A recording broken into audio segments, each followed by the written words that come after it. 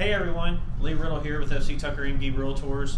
Wanted to reach out to you guys and just kind of do a video here for maybe some of those, for some of you that maybe have not bought a home in quite some time, or some first-time home buyers out there that are just kind of curious or wanted to be educated on what the real estate lingo is. Okay, so like first of all, you know, when you go to buy a home, you want to be pre-approved by a lender, already have talked to a lender, and get that pre-approval letter, so that way we can set the budget for you and know what price range of home to shop in, and then we can go from there. So once we find that home that you guys like, then we put in the offer.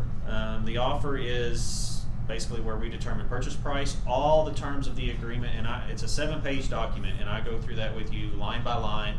And I mean, from earnest money to purchase price to home warranties to inspections to title insurance and so on and so forth. And I could spend a whole probably 30-minute video on just that alone. But that's the nuts and bolts of it. And you know, some people ask me about contingent offers, not knowing what they are.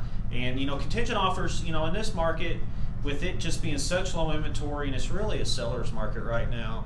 And don't get me wrong, I mean, it's a great time to buy a home for home buyers too, because of interest rates being low. But you know, when you do a contingent offer, the home doesn't come off the market, and it's not really appetizing to sellers out there for a contingent offer, because either the clients, the buyers, they either have to still sell a home, or they're just trying to get through a pending transaction. So and I could probably spend another 30-minute video just on contingent offers alone. But you know, and then we get into closing cost. You know, a lender's going to advise you approximately what your closing costs are. They won't really know exactly what it is until we are able to determine the exact purchase price of the home and come to terms with an agreement with the seller.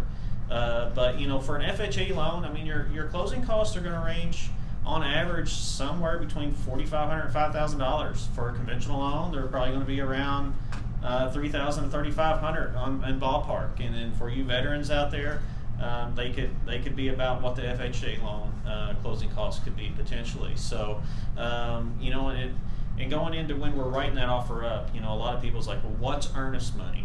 Earnest money is, for another lack of better words, is honest money. You're trying to motivate that seller to take the house off the market, and basically that check will be written to the listing brokerage's office and deposited there, and it has to be deposited at the listing brokerage's office bank in a neutral escrow account within 2 business days of the purchase agreement being accepted and come to terms with.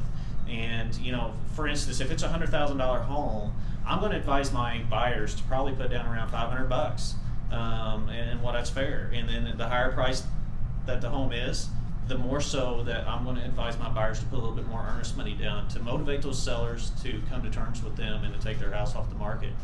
And then once we come to a purchase agreement accepted, then we'll get into the home inspection process.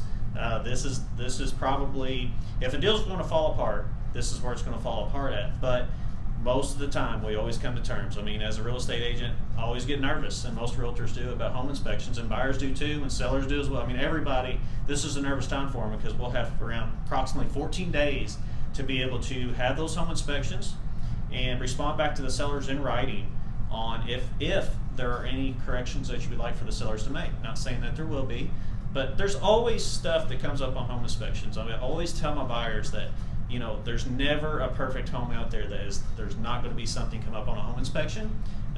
Sometimes new construction, you'll have a bigger home inspection, more items come up on those sometimes than what you do at a home that's 30 years old at times.